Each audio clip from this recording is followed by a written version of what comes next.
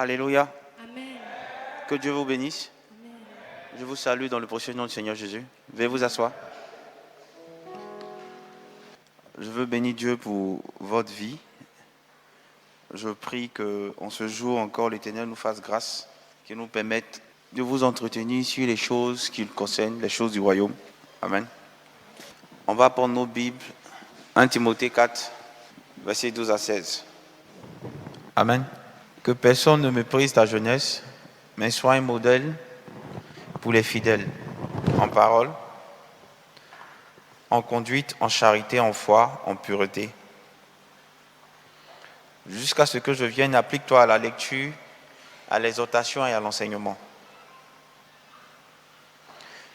Ne néglige pas le don qui est en toi et qui t'a été donné par prophétie avec l'imposition des mains de l'Assemblée des anciens. Occupe-toi de ces choses, donne-toi tout entier à elles, afin que tes progrès soient évidents pour tous.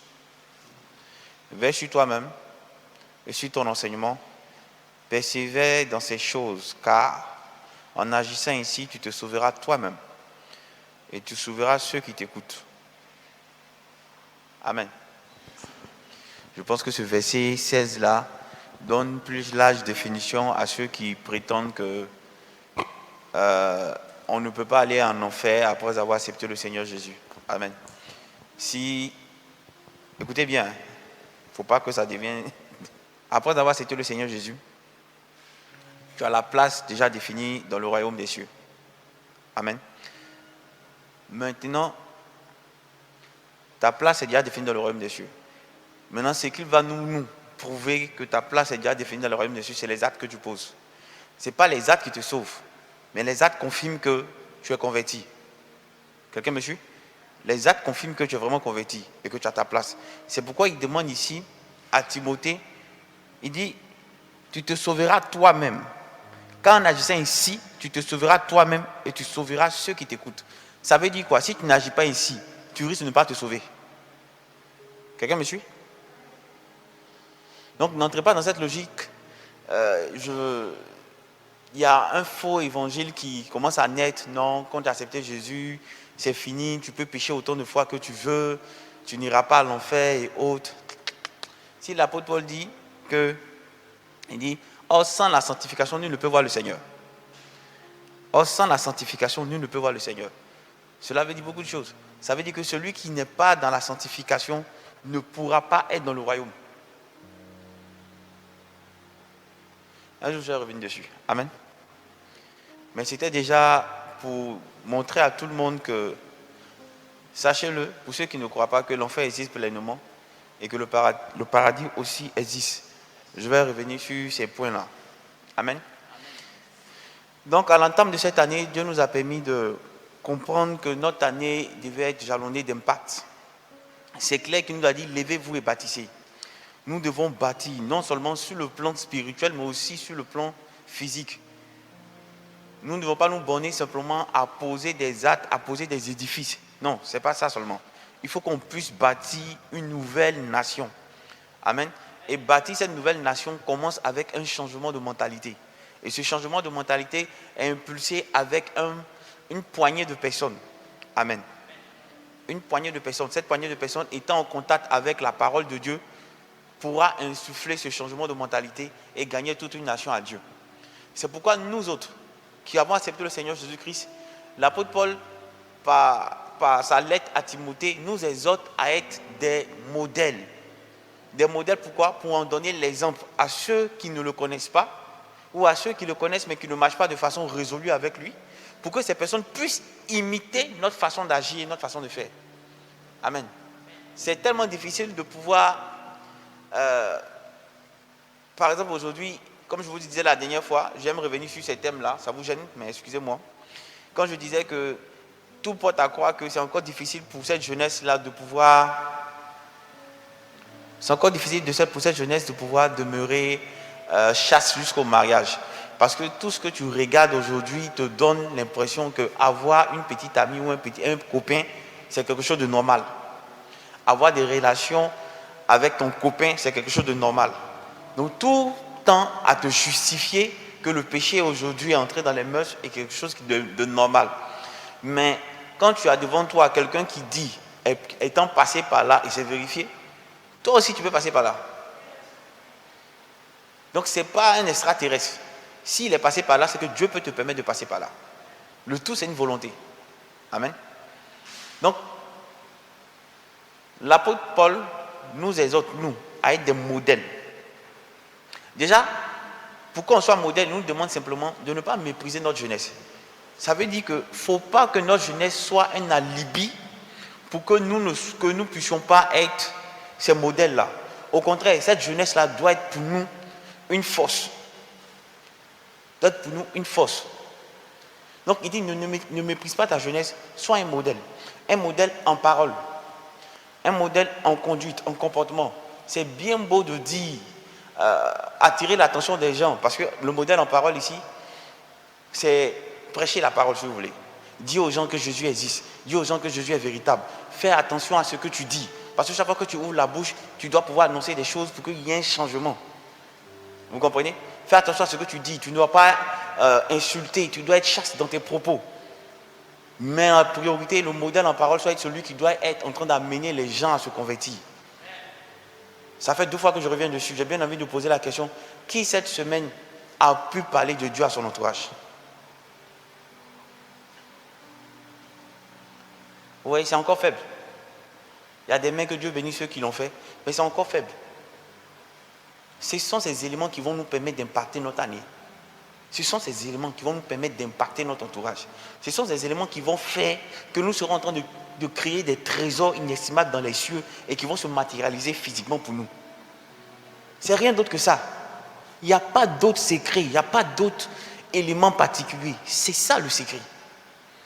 On peut passer des heures à prêcher des choses importantes, des choses grandes. Mais si vous ne mettez pas en application, c'est rien.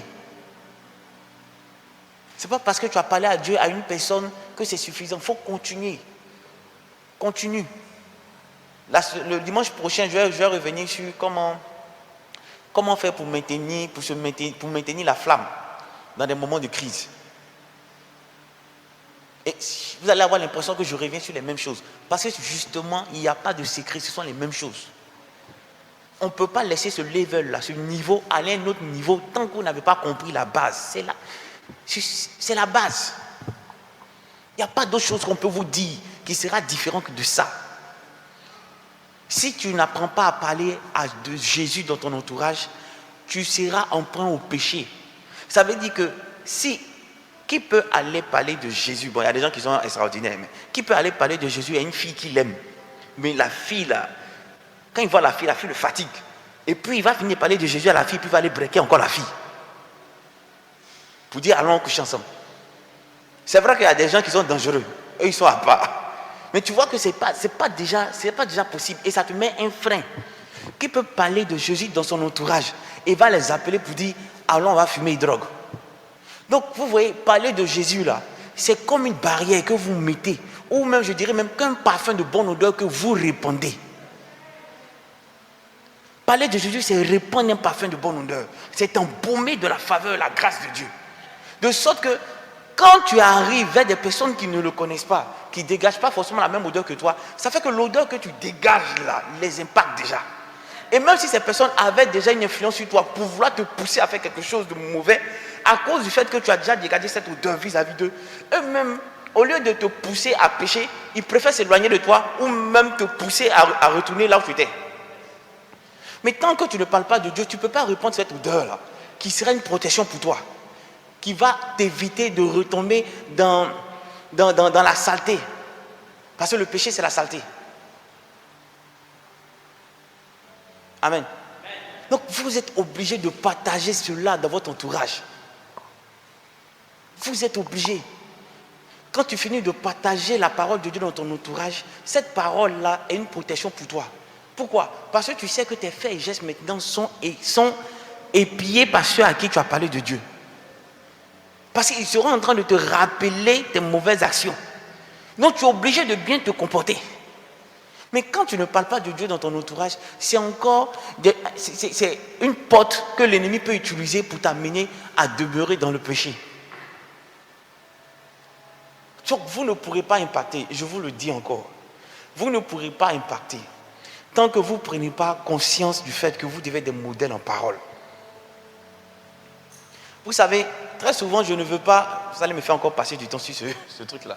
Très souvent je ne veux pas écouter certaines personnes, il y a des personnes qui viennent pour des écoutes que je ne veux pas écouter. Pas parce que je fais un tri, non. Parce que ces personnes n'ont pas la mentalité renouvelée. Après avoir prêché comme ça, elles ne vont pas s'asseoir pour se remettre en cause. Pour demander qu'est-ce qu'il faut que je fasse pour que ma vie change. Elles vont venir te voir pour te faire un long chapelet comme ça de difficultés. La personne ne pourra pas changer. Vous savez, la Bible dit, le pauvre là, il dit, la bonne nouvelle est annoncée aux pauvres. Ce n'est pas l'argent que tu vas donner à un pauvre qui va l'aider. C'est la bonne nouvelle. Parce que quand tu lui libères la bonne nouvelle a pour fruit d'impacter son système de réflexion, impacter sa mentalité, ses pensées, à faire de lui une nouvelle personne. Parce que tant qu'elle n'est pas une nouvelle personne, elle ne pourra pas recevoir ce que Dieu a prévu pour elle. Il dit, j'ai un avenir de paix et de bonheur pour vous. Mais ce que tu ne sais pas, un pied dehors, un pied dedans, c'est dehors. Donc ce que lui il a prévu sur toi ne peut se manifester tant que tu es dehors. Apprenez à être des modèles en parole. Ça vous coûte quoi d'attirer l'attention de votre frère ou de votre ami sur quelque chose de particulier? Donne-moi Matthieu 22, à partir du verset 38 à 39, je pense. Et voici, c'est le premier et le plus grand commandement. Et voici le second, qui lui est semblable. Tu aimeras ton prochain comme toi-même. De ces deux commandements dépendent toute la loi et les prophètes. Amen. Amen. Va au 37. Jésus lui répondit. Amen. Jésus nous demande, en Matthieu 28, je pense, il dit, allez faire de toutes les nations des disciples. Allez faire de toutes les nations des disciples. Baptisez le nom du Père, du Fils et du Saint-Esprit et enseignez-leur tout ce que je vous ai dit. Et mettez tout en œuvre pour qu'ils puissent les appliquer. Amen, vous me suivez? Jésus, qui est la bonne nouvelle, ou qui nous donne cette bonne nouvelle qui est nous réconcilier avec le Père, par sa mort à la croix, nous dit, allez faire de toutes les nations des disciples. Enseignez-leur tout ce que je vous ai prescrit. Et mettez un point d'honneur à ce qu'ils l'appliquent. Et en Matthieu 22, on a eu le résumé de ce livre-là. On a eu le résumé de ce livre. Il y a une personne qui vient le voir qui lui demande, mais c'est quoi le plus grand commandement? Jésus lui répondit, tu aimeras le Seigneur ton Dieu de tout ton cœur, de toute ton âme, de toute ta pensée. C'est le premier et le plus grand commandement. Il dit, Jésus lui répondit, 39. Il dit, et voici le second qui lui est semblable. Tu aimeras ton prochain comme toi-même. Voici le second qui lui est semblable. Tu aimeras ton prochain comme toi-même. Premier commandement, tu dois aimer Dieu de tout ton cœur, de toute ton âme, de toutes tes pensées, je dirais même de toutes tes forces. Et le commandement qui lui est semblable, c'est aime ton prochain comme toi-même. Quand Jean dit, il dit, nul ne peut prétendre aimer Dieu qui ne voit pas et haïr son frère qui est à côté. Cela signifie qu'en notre frère, il y a du divin en lui. En notre frère, en notre soeur, il y a Dieu. Donc on ne peut pas prétendre suivre un Dieu fort, l'aimer, le servir, sans pour autant se préoccuper de la personne qui sont autour de nous. Mais tout ce qu'il nous demande, il dit, aime ton prochain comme toi-même. En d'autres sens, ce que tu aimerais qu'on fasse pour toi, fais-le pour l'autre. Une fois que tu as cette mentalité, joue comme ça, comme le son là me plaît. Une fois que tu as cette mentalité, tu comprends aisément que quand Dieu te demande d'être un modèle en parole, c'est que ici Dieu attend une chose de toi. Puisque tu sais qu'aucune personne ne peut aller au Père sans passer par Jésus. Donc Dieu attend que toi, si tu aimes la personne, c'est que tu lui présentes celle qui va sauver son âme. Tu ne peux pas prétendre aimer quelqu'un et ne pas lui partager le Jésus. Et quand tu parles, qui ici n'est jamais tombé amoureux ou amoureuse, n'a jamais eu de béguin pour quelqu'un? Quand tu commences à aimer quelqu'un, tu ne peux pas rester tranquille. Tu veux faire savoir cela à tous ceux qui t'entourent. Donc si vous avez du mal à parler de Jésus, cela sous-entend que votre amour pour Jésus est petit. S'il était possible de le quantifier. Parce que si vous étiez amoureux de ce Jésus, vous serez toujours en train de parler de lui. Parce que Dieu nous recommande de l'aimer de tout notre cœur, de toute notre âme, de toute notre force. Donc on ne peut pas prétendre aimer ce Dieu et avoir ce malin plaisir de se taire sur cette relation. Si vous êtes de ce Dieu, si vous lui appartenez et que vous êtes ses enfants, alors vous devez pouvoir être ses modèles en parole, en parlant de lui en priorité. C'est ce qui manifestera le fait que tu aimes ton frère, tu aimes ta soeur, tu aimes ton père, tu aimes ta mère, tu aimes tes amis de classe, tu aimes ton voisinage. Oui, c'est ce qui atteste que tu les aimes. Pourquoi? Parce que tu leur partages quelque chose de particulier. Tu leur partages le secret de l'univers. Tu leur partages celui qui a créé l'univers. Au commencement était la parole. Il a été ce verbe-là qui s'est fait chair. Il est la force créatrice. En parlant de Dieu à ton entourage, tu leur permets de redorer le blason de leur vie.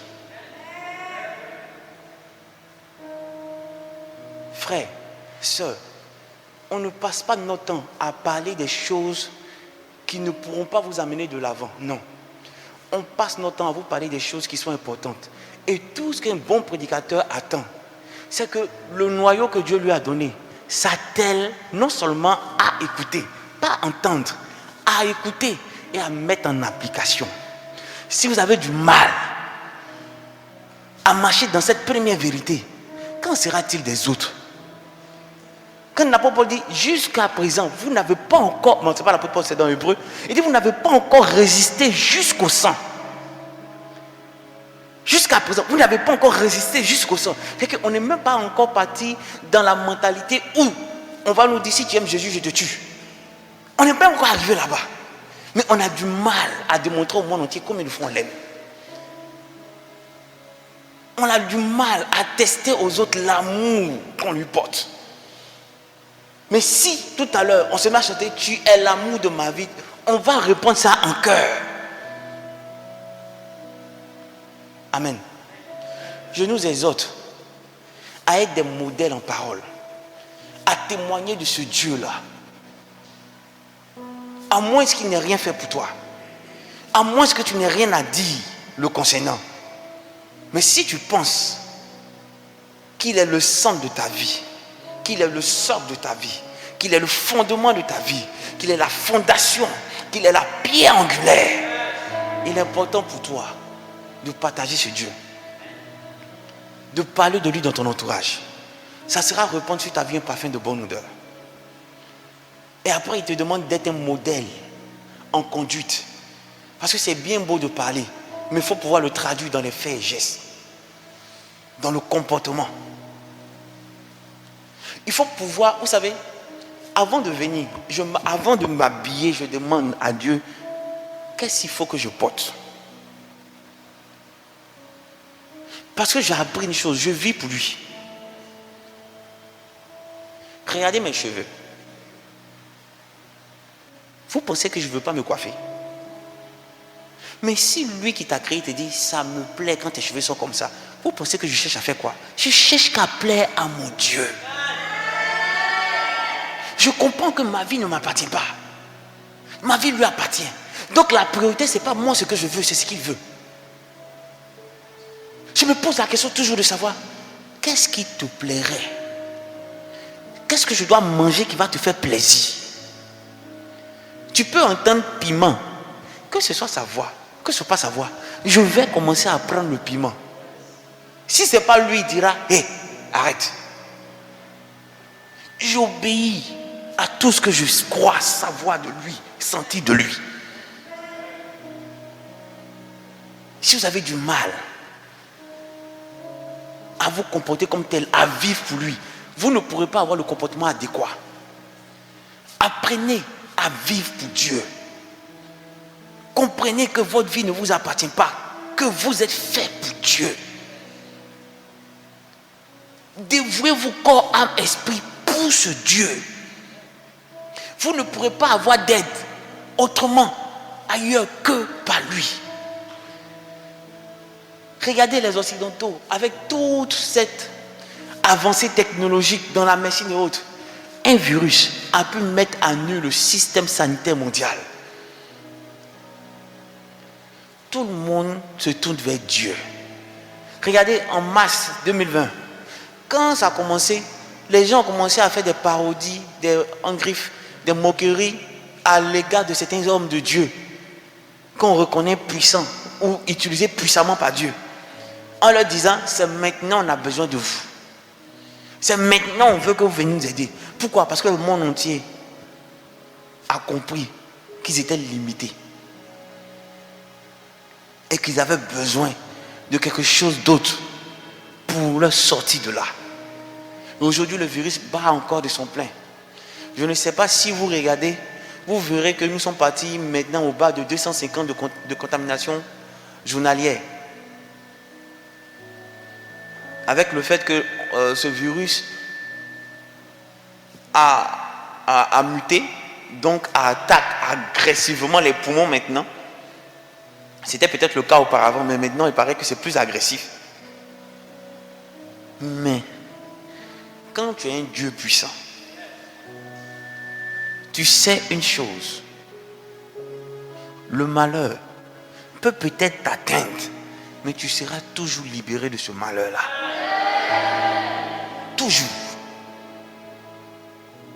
Frères et sœurs, la balle est dans votre camp. L'année, c'est 365 jours. Et tout se bâtit avec le premier jour. Rien n'est encore terminé. Nous sommes au début d'année. C'est possible d'avoir de l'impact. C'est possible d'avoir de la transformation. La Bible dit que celui qui a honte de moi, Jésus dit, celui qui a honte de moi, j'aurai honte de lui. Devant mon Père et devant mes anges.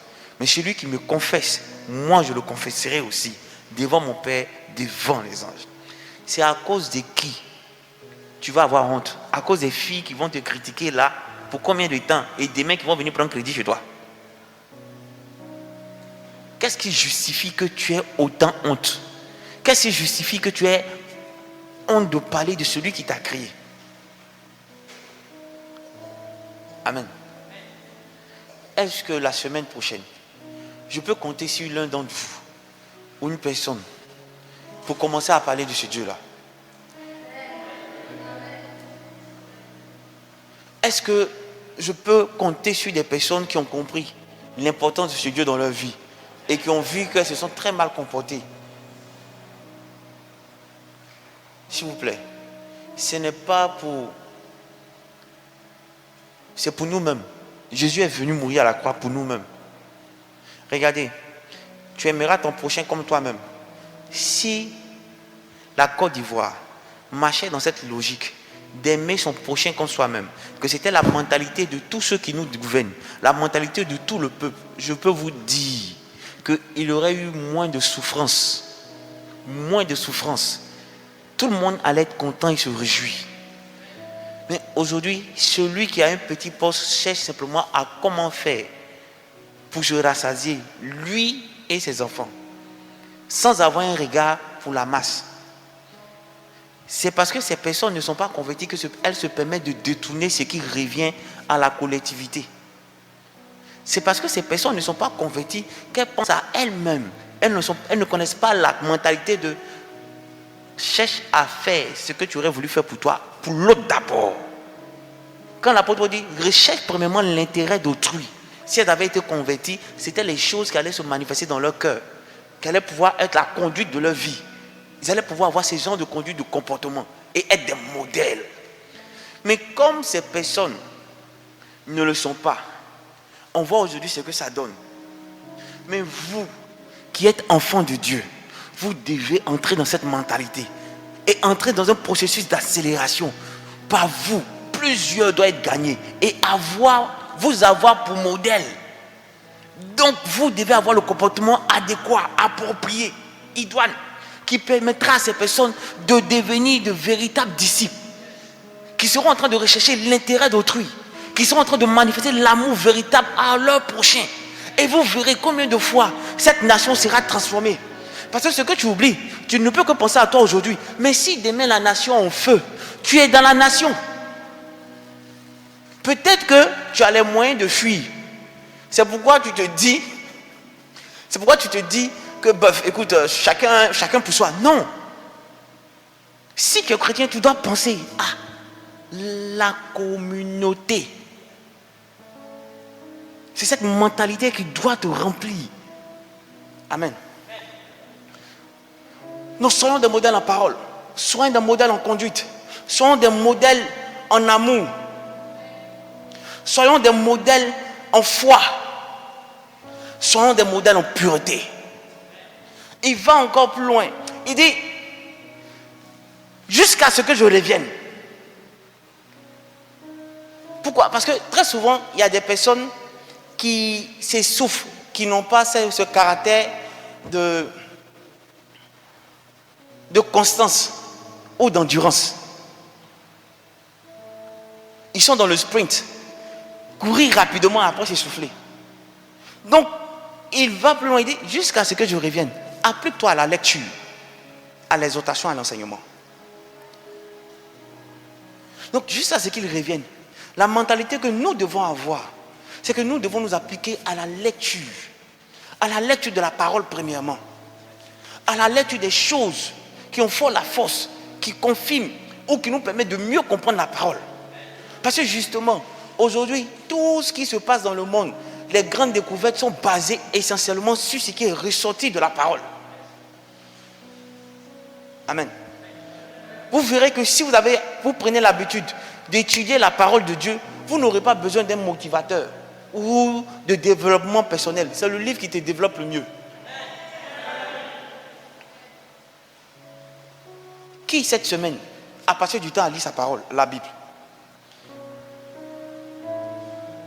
Yes, ça me fait plaisir. Si vous continuez, ne le faites pas simplement en un jour et puis passez 3 jours sans le faire. Non, apprenez à être constant. Je vais revenir sur ça la semaine prochaine, mais je vous donne un peu le doc. Apprenez à être constant. Dites-vous que je vais lire peut-être 2 chapitres par jour. Et si les serviteurs de Dieu qui sont là vous coachent dans ce sens, suivez le rythme. Mettez ça en priorité. Tu dois pouvoir te dire, si j'ai l'habitude de me lever à 5 heures pour faire ce que je dois faire pour être à l'heure, soit au boulot, à l'école, cette fois-ci, je me lève maintenant à 4h45 pour avoir 15 minutes de lecture. Ça doit être quelque chose qui doit se faire naturellement.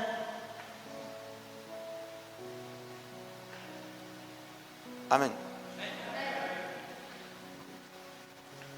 Au verset 14, on continue maintenant le verset 14. Il dit, ne néglige pas le don qui est en toi, qui t'a été donné par prophétie avec imposition des mains de l'assemblée des anciens.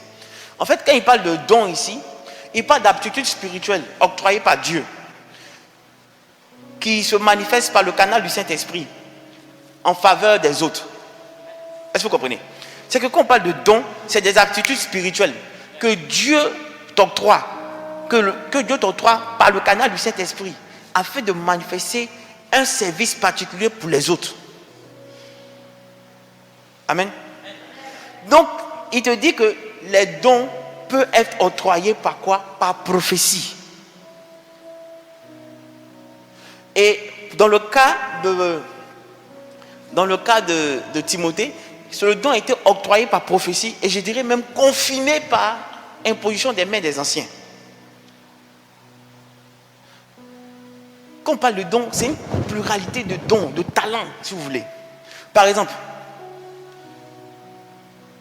quelqu'un qui travaille en médecine, décide d'être gynécologue, par exemple. Vous voyez? Or, Dieu a donné une grâce particulière à cette personne-là pour l'accouchement. Écoutez bien, pour l'accouchement. Ou bien pour amener les personnes qui avaient du mal à enfanter. C'est-à-dire, ce n'est rien de logique. Ça n'a rien de logique. Ça n'a rien de logique en fait. C'est que la personne arrive elle amène tous ses examens qui prouvent qu'elle a des problèmes pour concevoir.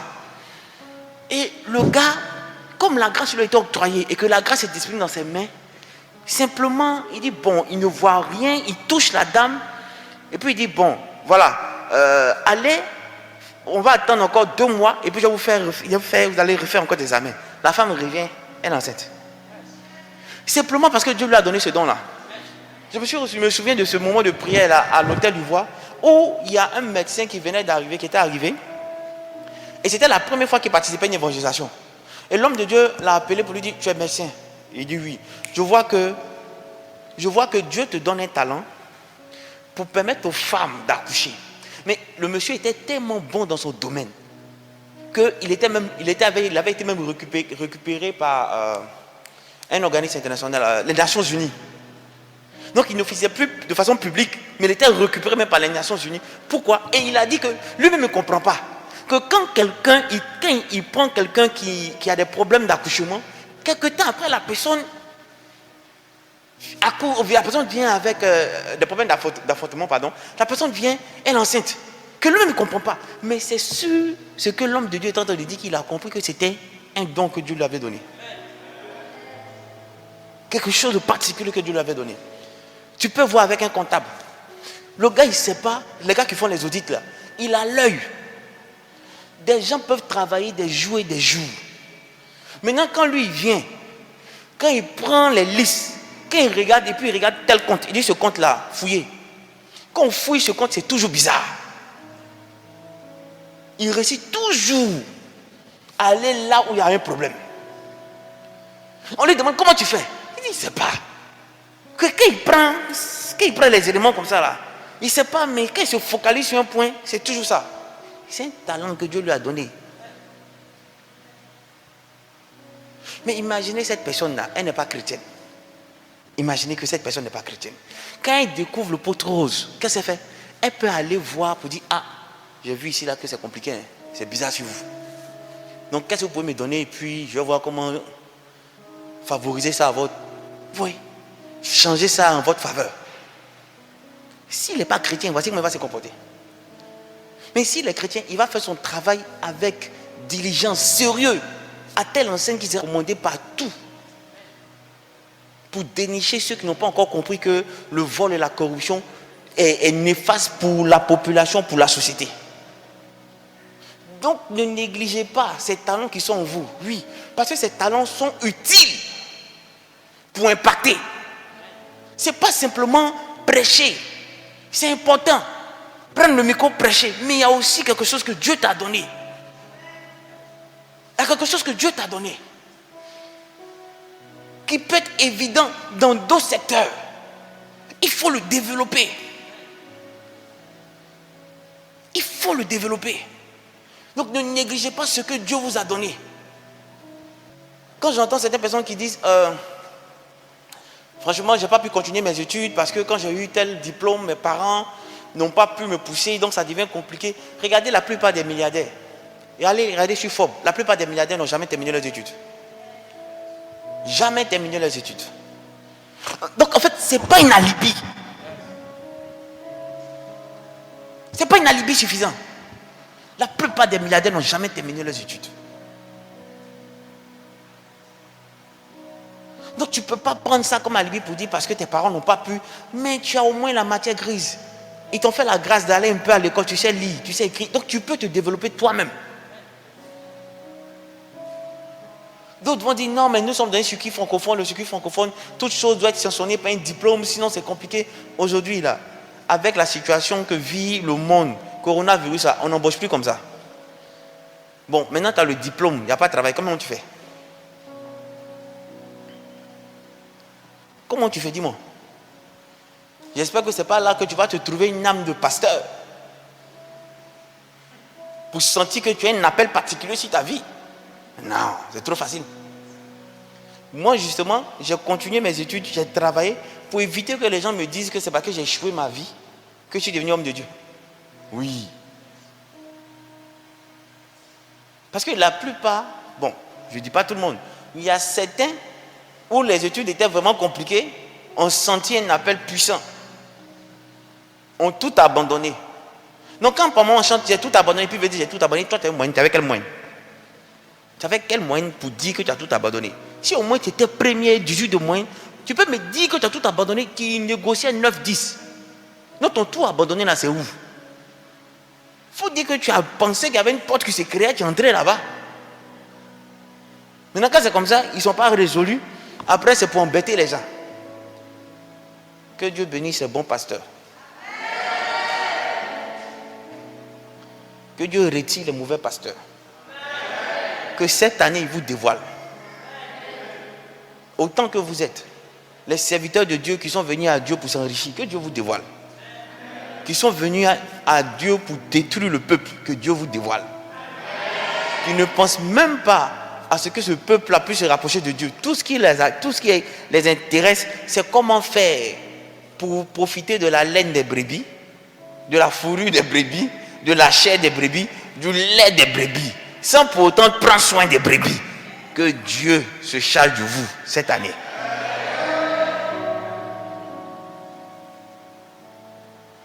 Donc je vais vous exhorter à ne pas négliger les talents que Dieu vous a donnés, à ne pas négliger ses aptitudes spirituelles.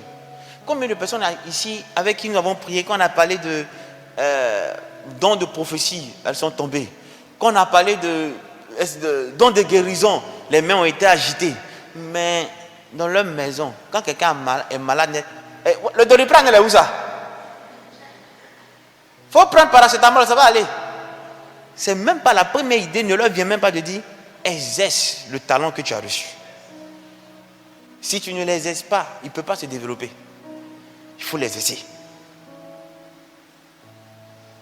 Amen. Il dit, occupe-toi de ces choses, donne-toi tout entier. Occupe-toi de ces choses, donne-toi tout entier.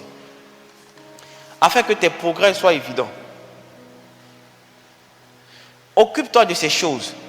C'est une manière de demander, de te dire, dévoue-toi, donne-toi corps, âme à tout ce que tu as entendu. Dévoue-toi à être un modèle en parole. Dévoue-toi à être un modèle en conduite. Occupe-toi de ces choses. Il faut que ça soit ancré dans ton esprit. Et ça ne doit pas se faire chaque semaine, mais ça doit se faire chaque jour. Si la prophétie t'attend là, écris-la. Écris pourquoi? Pour que ça soit toujours devant toi. Pour que ce soit toujours devant toi. Faites comme Luc. Il dit à excellent Théophile, je t'écris ces choses. Si Luc n'avait pas écrit, on n'allait pas savoir comment les apôtres ont vécu, comment les premiers chrétiens ont vécu. Les écrits sont très importants. C'est clair, moi j'aime pas écrire. Mais je reconnais que écrire est important. Donc je m'efforce parce que ma femme aime écrire. Donc elle m'efforce de temps en temps. Moi c'est comme ça, il me challenge quoi. Il y a quelqu'un qui m'aide. Maintenant toi, il ne sait pas comment tu vas te challenger. Encore même tu vas peut-être à l'école. Donc écris. Tu as plein de cahiers. Écris. Amen.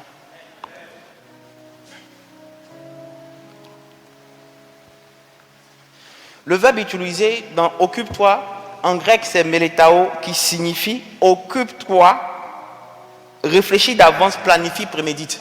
Ça veut dire ici, le occupe-toi là, c'est la traduction française qu'ils nous ont donnée. Mais si on devait entrer dans, je vais dire étymologiquement, je ne sais pas comment je vais expliquer ça, mais tel que c'est traduit en grec, normalement, ça devait être planifie. Réfléchis d'avance. Il faut que ce soit prémédité. Donc ça veut dire que être un modèle, ça, c'est comme quelqu'un me disait, ça répond à une méthode. Je ne sais pas si vous me comprenez. Être un modèle répond à une méthode. C'est-à-dire, je peux me lever, aller chez les parents de la sœur X.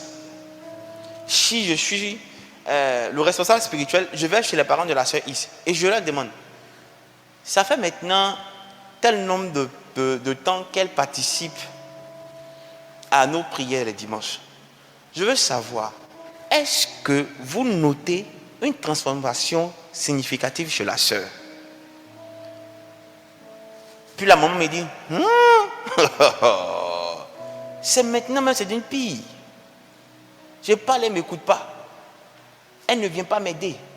Elle est dehors. Quand il y a quelque chose, tu vas l'entendre en train de crier dans la chambre là-bas. Elle prie, elle prie, elle prie, elle prie, elle prie. Mais on ne voit pas ça dans son comportement. Vous comprenez?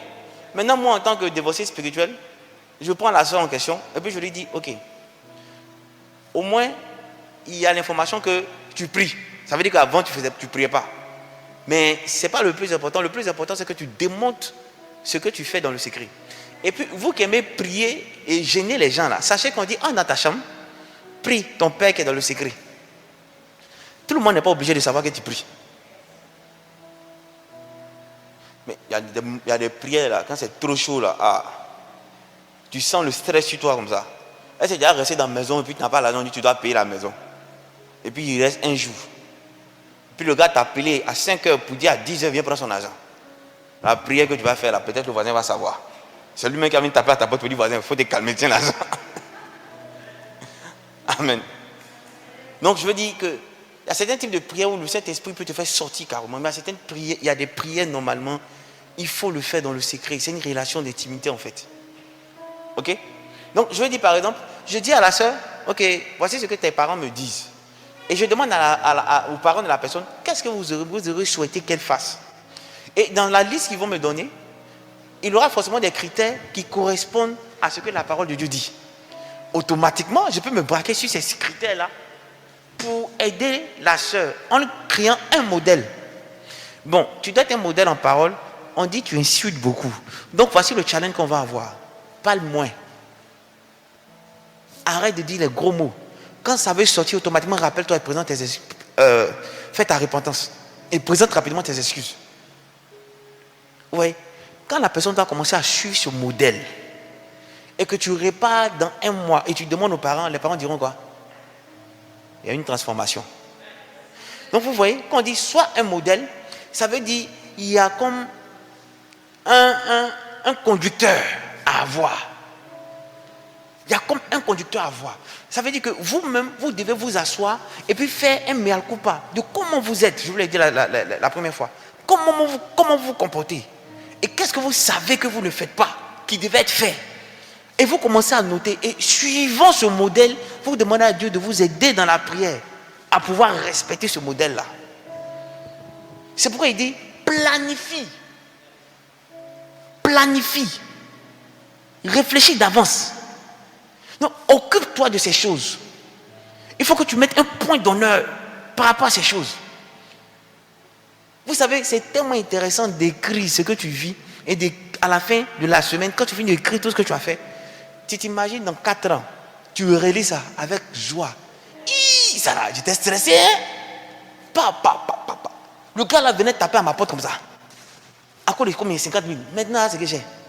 50 000, même, ça ne peut pas faire ma journée. Tellement c'est petit. C'est là que tu reconnais combien de fois Dieu t'a fait sortir des méandres pour te propulser, des méandres de la souffrance, bien entendu, pour te propulser à la cime.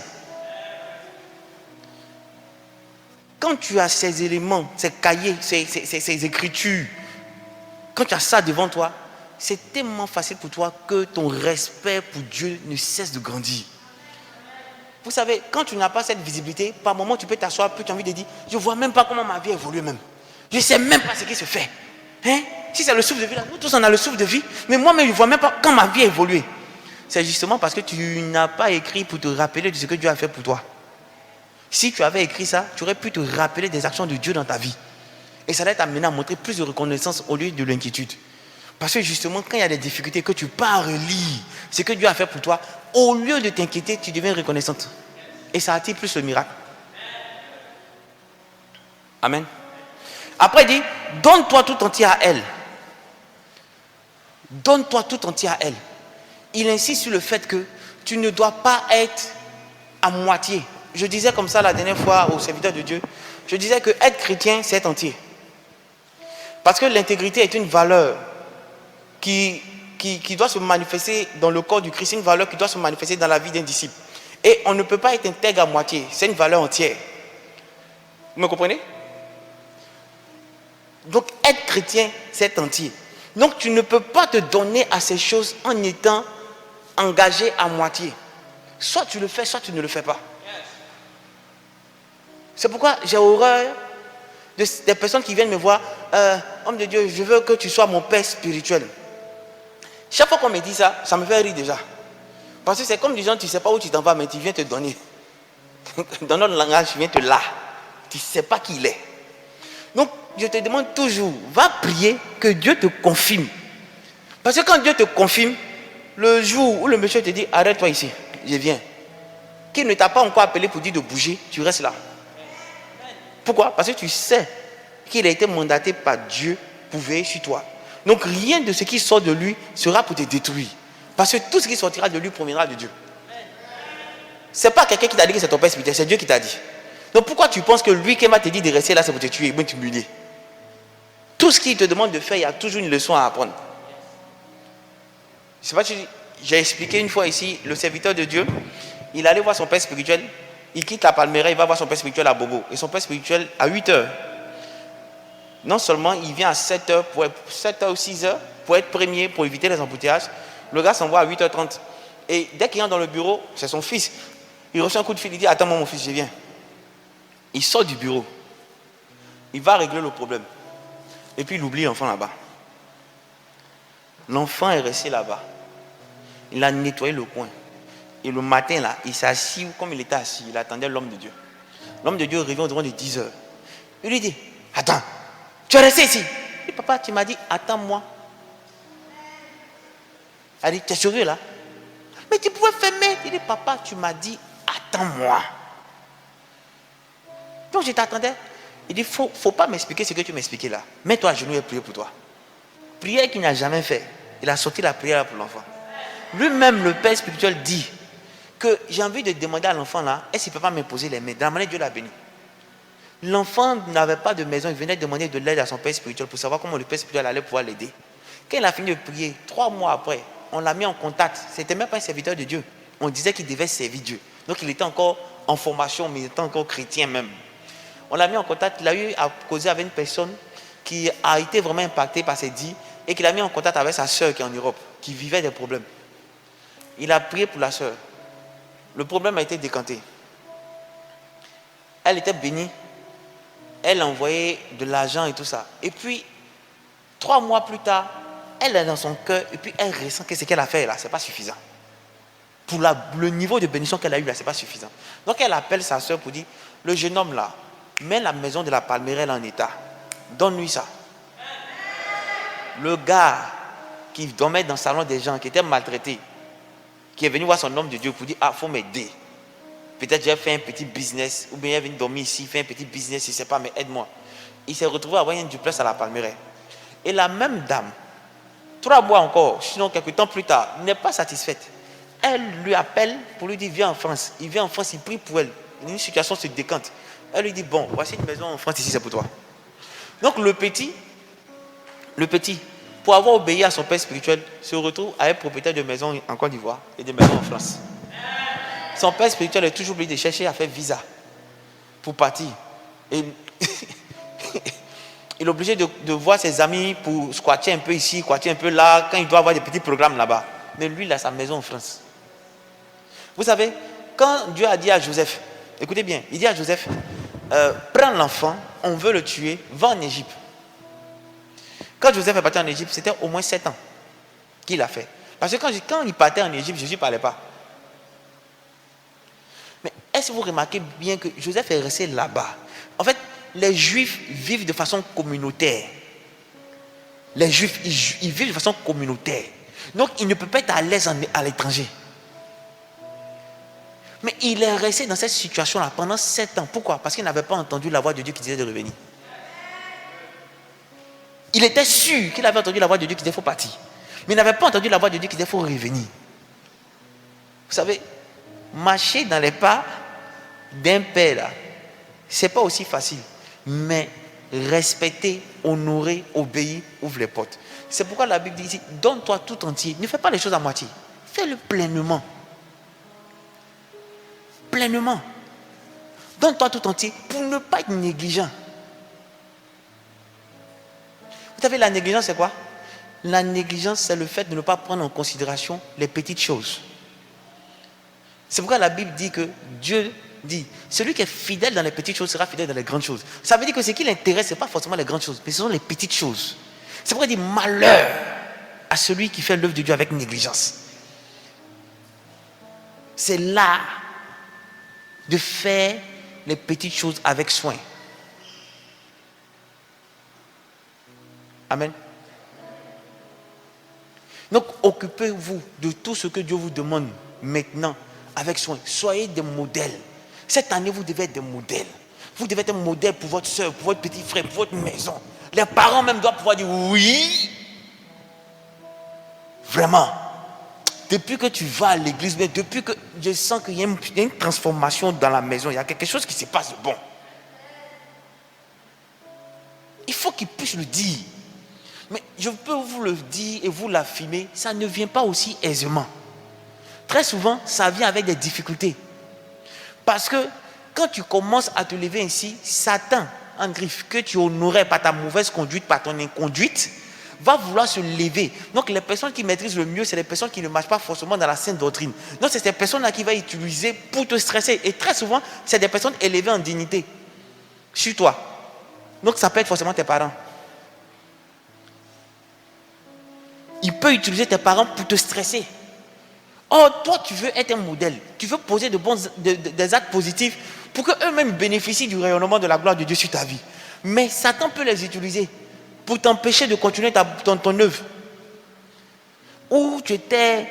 Il y a quelqu'un qui me disait quelque chose là. Où ses parents lui ont dit, il ne faut plus qu'elle arrive dans cette église-là.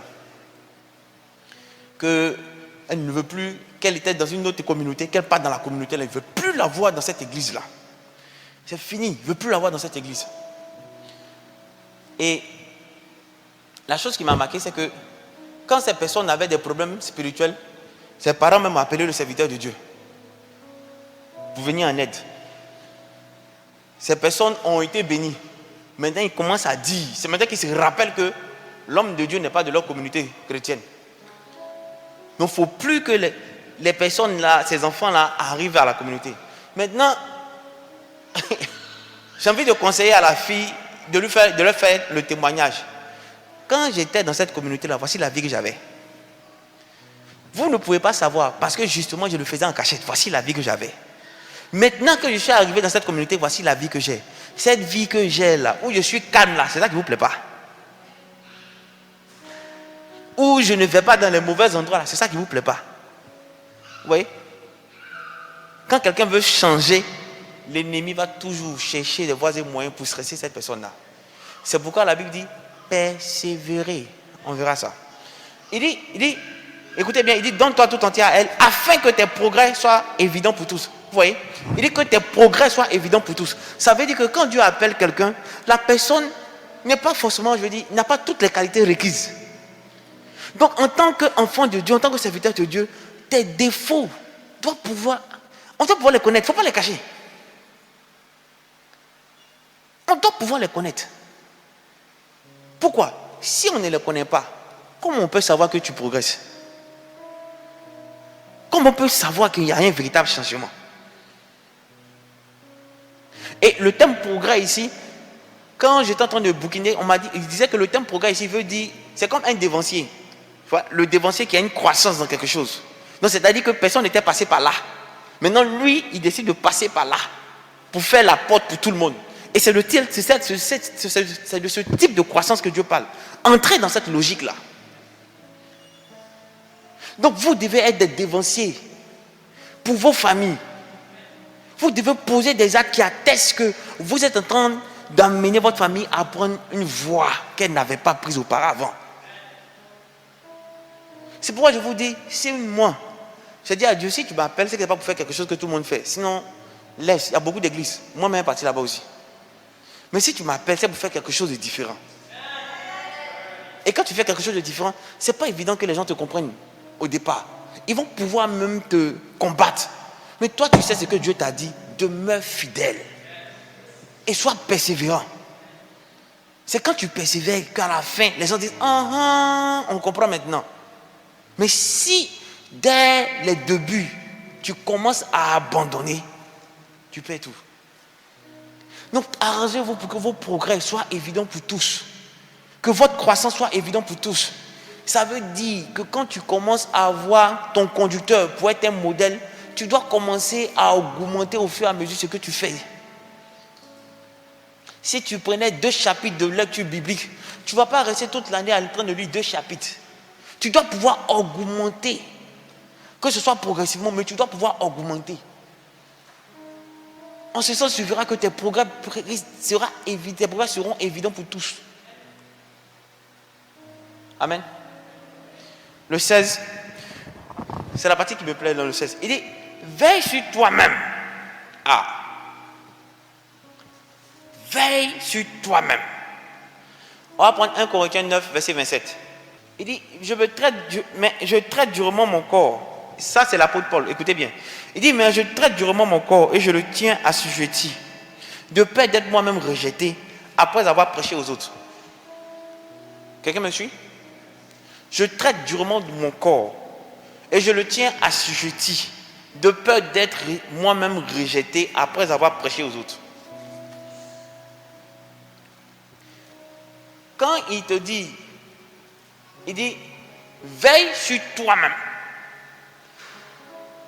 Quand tu commences à parler de Dieu dans ton entourage, très souvent, l'un des péchés auxquels tu auras affaire au niveau de ton entourage, pour les jeunes, ça sera forcément le sexe.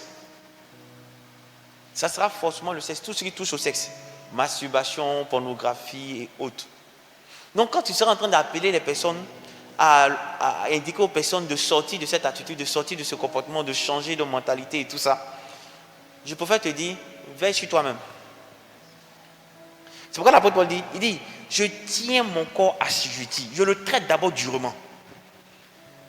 Je le traite d'abord durement et je tiens mon corps assujetti, de sorte que la chair ne prenne pas le dessus. Il y a le serviteur de Dieu, Anselme, qui m'expliquait quelque chose. Une fois, je vois Anselme, il était en train de jeûner. J'ai dit, mais tu jeûnes pourquoi? Je n'ai pas donné de jeûne, non? Mais pourquoi tu jeûnes? Il dit, non, ces derniers jours-là, il a commencé à avoir du mal à pouvoir se lever pour prier.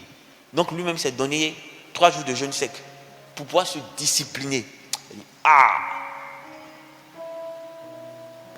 si les gens étaient comme ça, il y a longtemps on était loin. Mais eux-mêmes, ils dorment. Surtout, ils dorment là. Quand il y a la pluie, Seigneur, merci, le vent là maintenant, bien me frapper. Maintenant, on va bien dormir même. Lui, parce qu'il n'a, quand il se réveille, il sent que son corps veut le retenir dans le lit. Il sent que ce n'est pas bon. Donc, il commence à entreprendre 3 jours de jeûne sec pour se relever spirituellement, pour pouvoir faire ce qu'il devait faire. Amen. C'est traiter son corps durement, de peur que, après avoir interpellé les gens sur le péché, sur la mauvaise conduite, que lui-même ne soit tenté par ces choses. Que lui-même ne soit tenté par ces choses. Donc, quand vous allez parler de Dieu à vos amis, là, il faut avoir cette culture de vous tenir en bride vis-à-vis de ces choses. Ayez la culture de ne pas vous retrouver dans des endroits nocturnes avec le sexe opposé. J'ai failli dire à 2, mais maintenant même à 3, à 4 même, c'est encore dangereux. C'est que nous on ne pensait pas faire là, vous les jeunes, vous faites maintenant. Non, il failli dire à 2, mais maintenant à 2, à 3, vous, tout ça, c'est encore intéressant.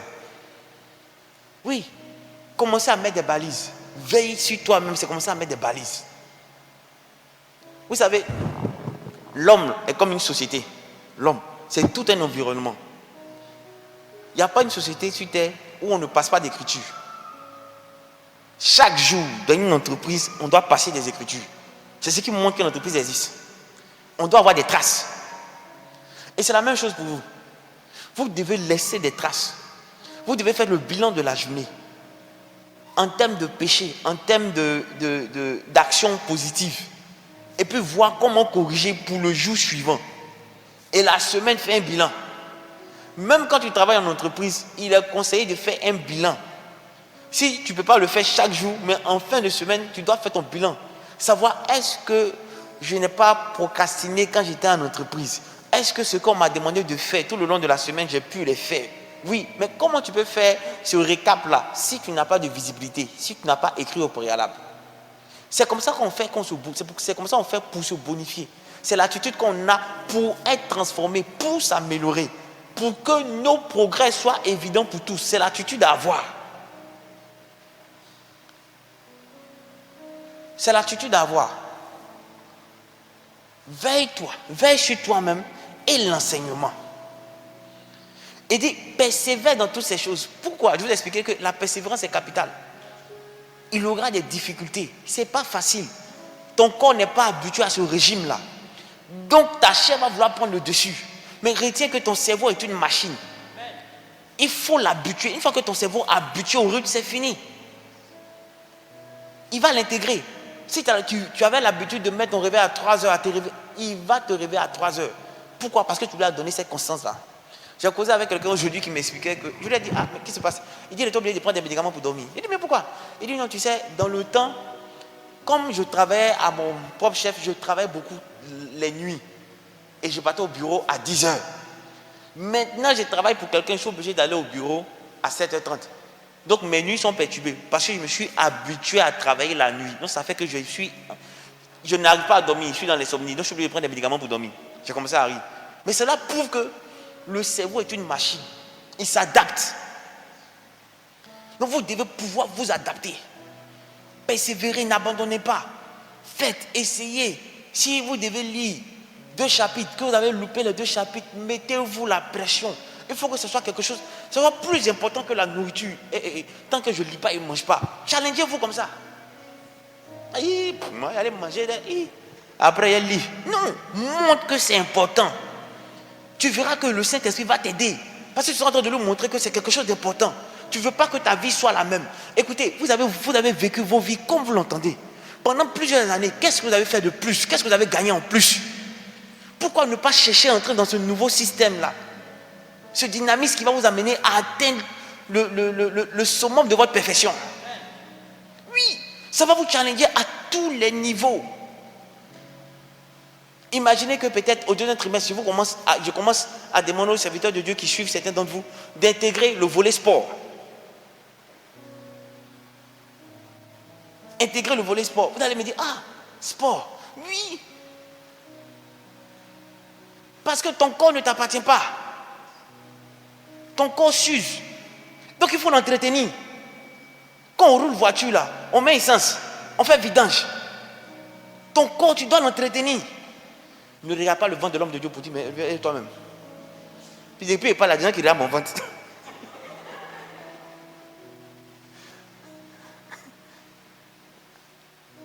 Vous devez être les meilleurs. Et vous avez la possibilité d'être les meilleurs.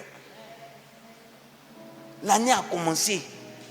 Et vous devez prendre le taureau par les cornes. Décider que vous devez être les meilleurs. Que cette année doit être une année particulière. En dépit de ce qui va se faire, qui est corona, qui n'est pas corona, cette année doit être une année particulière. Dans cette situation, des gens se tapent des millions, se tapent des milliards. Vous devez vous dire que vous devez changer les choses à votre niveau pour que vous puissiez impacter un grand nombre. Tous ceux qui ont réussi ont changé du tout au tout leur habitude, leur état d'esprit. Sortez de vos zones de confort. Mettez-vous dans des situations difficiles. C'est comme ça que vous allez voir que le génie en vous va se ressortir. La grâce que Dieu vous a donnée va pouvoir se développer.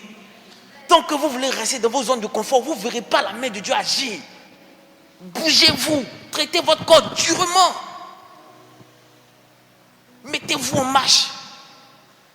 Pourquoi lui il parle anglais, moi il ne parle pas anglais? Je dois parler anglais. Chaque jour, fais 5 minutes d'anglais. Fais to eat, eaten. C'est pas grave. Un jour, tu vas pouvoir placer ça dans une phrase. Mettez-vous en mouvement. Écrivez dans votre chambre. Partout où vous êtes, dans la douche, écrivez dans votre chambre vos challenges. Mettez ça sur votre portable. Quand vous prenez votre portable, ça sort. C'est écrit que ton challenge sort comme ça. Tu dis, tu dois être nerveux. Tu dois atteindre ton objectif coûte que coûte. Rien ne doit t'empêcher. Même Satan, dans toute son immensité, qui va se mettre devant toi, qui va regarder dans tes yeux, va dire, cette personne est déterminée. Yo les gars, laissons. Sinon on va perdre sur tous les bords. Tu dois être déterminé. Avoir cette rage de dire, ma vie ne doit plus être la même. C'est toi qui décides. Personne ne le fera pour toi. La vie et la mort sont au pouvoir de ta langue.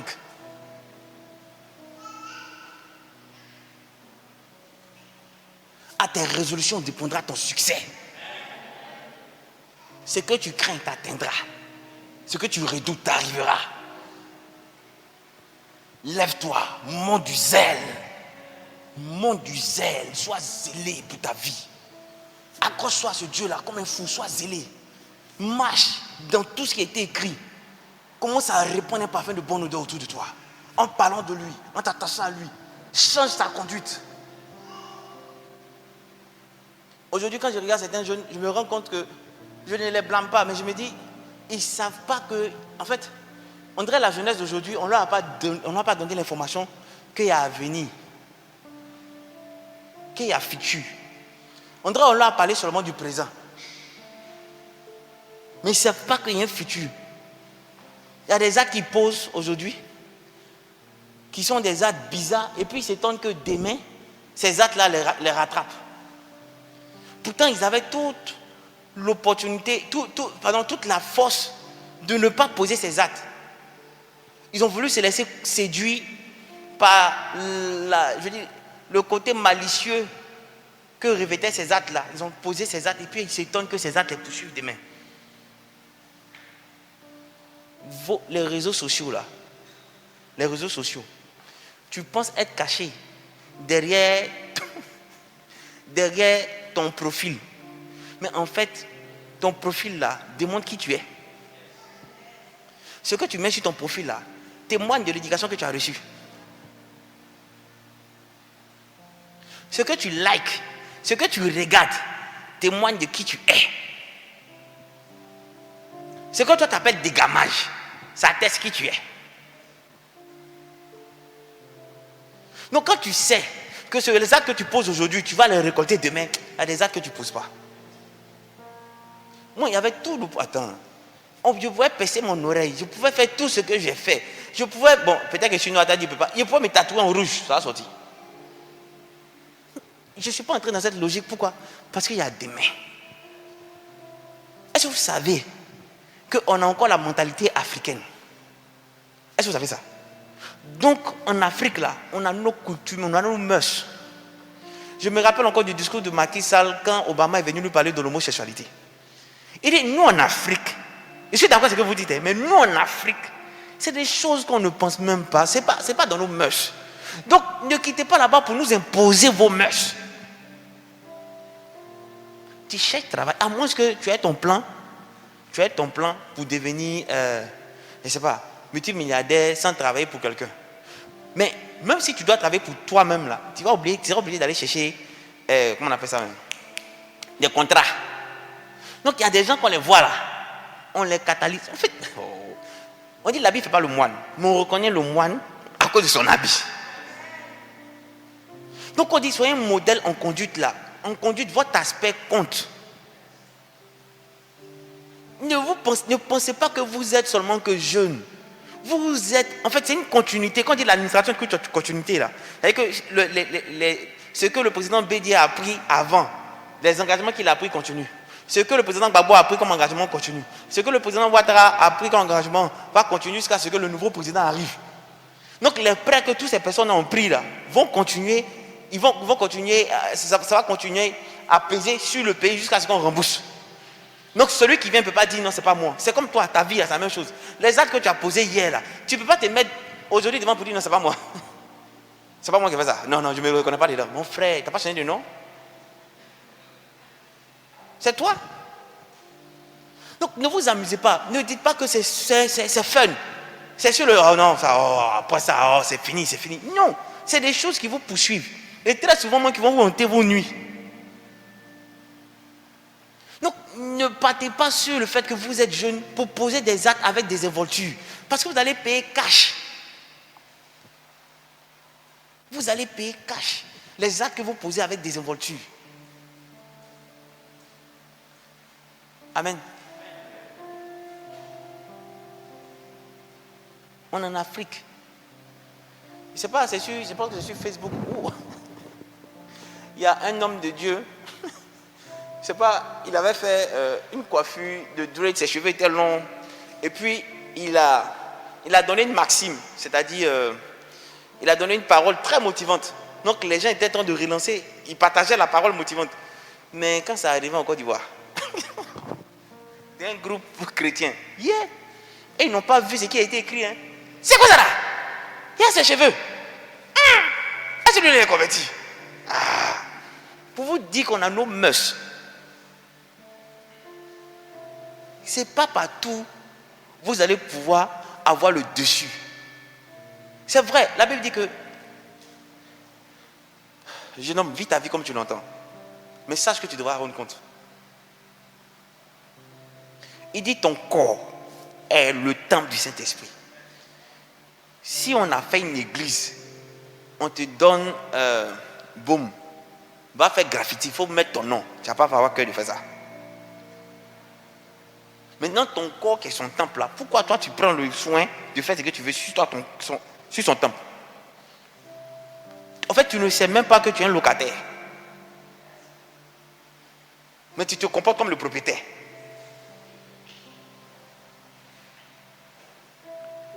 Faites attention aux actions que vous posez.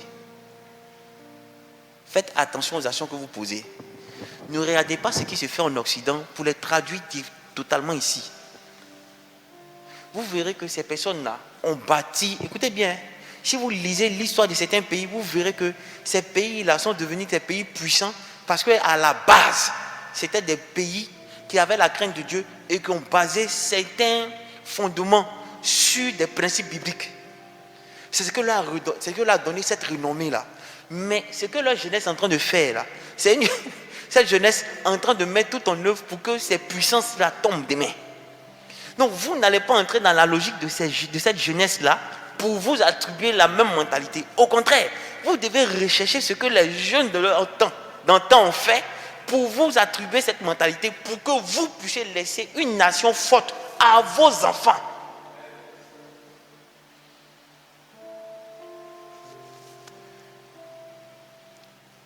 Quand, je me rappelle en 2000, où il y avait les clips de Cisco, c'est la première fois en 2000 que moi j'ai vu ce qu'on appelle making of.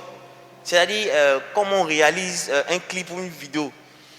Dans le clip, pendant qu'ils chantent, on voit des personnes agitées. Wow, wow. Mais dans le making of, c'est peut-être 30 personnes qui sont là et qu'on multiplie. Donc quand tu le vois chanter, tu as l'impression qu'il est devant une foule de personnes. C'est seulement 30 personnes qui sont là qu'on multiplie. Mais nous qui étions à Abidjan ici, là, pour nous c'était le truc. Si ce qu'il fallait se tatouer dragon, le signe dragon S, il fallait se tatouer ça pour montrer que non, tu étais à la page. Donc on se rend compte que c'est une minorité qui fout la rouille là-bas et que nous, on est en train de prendre comme exemple. Vous verrez quel enfant juif qui va se comporter comme ça. Quel enfant juif qui va se comporter comme ça? Mais c'est eux qui impactent le monde. Quel enfant juif qui va se comporter comme... regardez même les milliardaires. Comment ça s'appelle même? Bill Gates et autres là. C'est des gars qui étaient toujours... qui n'étaient pas à la mode en griffe. Quand ils étaient au lycée. C'est des gars qu'on brimait et autres. Je me rappelle d'un d'eux qui disait que lui, quand il était au lycée, il ne faisait pas le sport. Les gens se moquaient toujours de lui. Mais aujourd'hui, il est content de payer des équipes. C'est que lui, il vient, il rachète telle équipe de sport. Et puis, certains amis qui se moquaient de lui, qui le brimaient là, sont en train de jouer pour lui. C'est ce que vous ne savez pas. Pour atteindre le niveau où nous devons être, on doit travailler.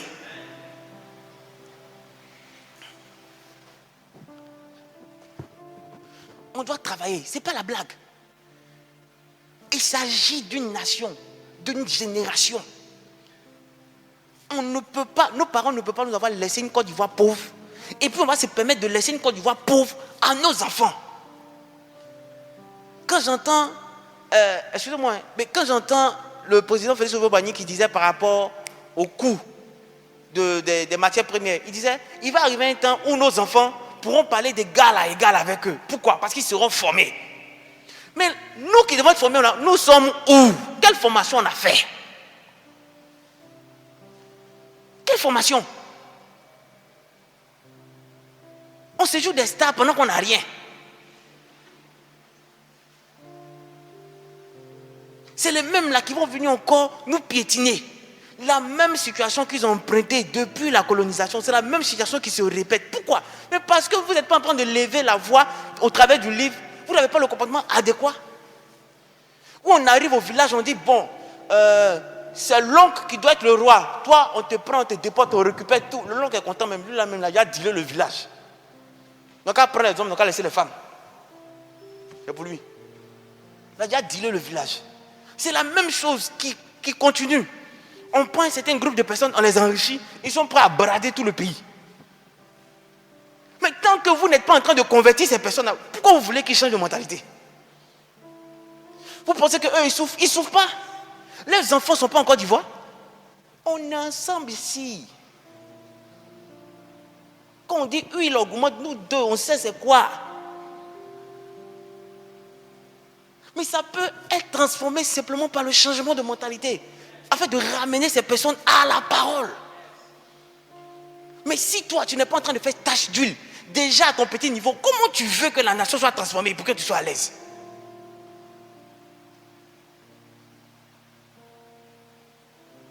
On a besoin des personnes qui transforment au travers de la parole. Ce n'est pas aller prendre des âmes, ce n'est pas aller faire palabre de parti. Non. C'est dans la conduite, en parole. Tu dois changer d'attitude, de comportement, ton caractère. Tu dois être un exemple. Si tu étais 90e sur 100 personnes, tu dois décider d'être au moins parmi les 10 premiers. Si tu as fini tes études, que tu cherches travail, tu dois chercher à apprendre l'anglais. Cherchez à vous motiver, faites quelque chose de nouveau. Ne pensez pas que le temps qui passe là revient. Non, vous devez s'aimer de nouvelles choses chaque jour pour pouvoir récolter de plus belles choses demain. Mais si vous s'aimez la nairie, vous allez être abruti. Vous allez récolter des comportements abrutissants. S'aimer des choses positives, des choses qui vous développent, des choses qui vous élèvent, pour que demain, vous puissiez récolter des grandes choses. Vous êtes intelligent. Si certains parmi vous, en 15 ans, 18 ans, peuvent arnaquer des personnes qui ont 40 ans, 50 ans, ça montre que vous êtes intelligent. Mais pourquoi prendre cette intelligence-là pour faire le mal?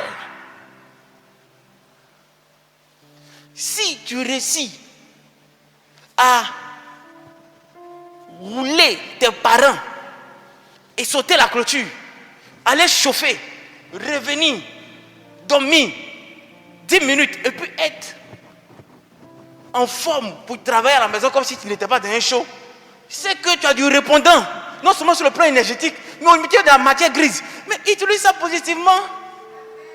Pourquoi nous sommes focalisés sur les petites choses, les choses qui ne nous font pas évoluer? On regarde ce qui est vilain là-bas, puis c'est ce qu'on prend. Des gens qui marchent, leurs habits là, c'est pas s'ils n'ont pas ceinture ou bien ils ont ceinture. Bon, moi-même, ils ont ceinture, hein, mais ils ont décidé de mettre la ceinture là ici, l'habit ici. Puis, yeah.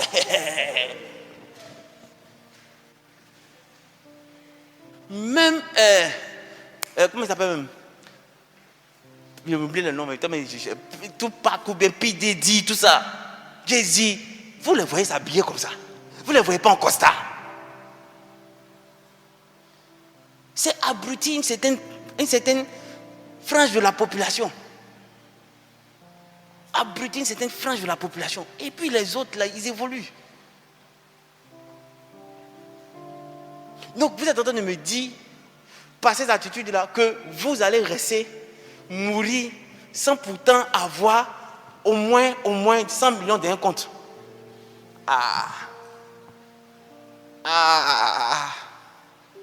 Si c'est ça, tu fais quoi? Il faut laisser l'air là, quelqu'un d'autre va respirer. Tu es en train de prendre l'air cadeau. D'autres même qui entendent 100 millions, si moi il y a eu 1 million même, que moi ma vie là même, c'est un autre niveau. Pourquoi se contenter du peu pendant que vous pouvez avoir beaucoup? Pourquoi se contenter d'un esprit médiocre pendant que vous pouvez être excellent? Pourquoi? Voici le résumé pour être un modèle. Je vous en supplie. La corruption ne va pas quitter un pays. Parce que la transformation ne va jamais quitter d'en haut. Ça commence toujours en bas. Quand vous allez faire une pyramide au niveau des biens ou des pauvretés, là, vous allez voir que la base, c'est la grande partie de la pyramide, là, ce sont les pauvres. Donc c'est ceux-là qui doivent changer de mentalité. Peut-être c'est ceux-là qu'on peut corrompre le plus rapidement possible.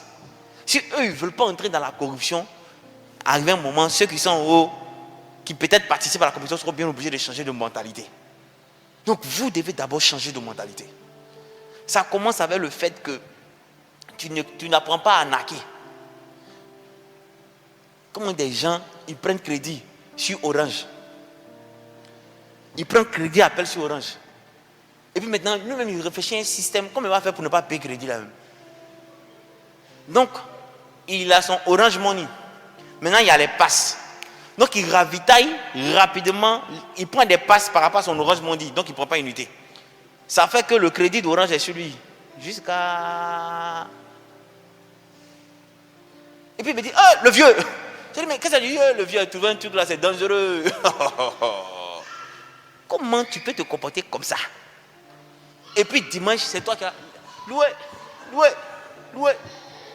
Ça n'a pas de sens. C'est dans ces petites choses-là que Dieu vous attend.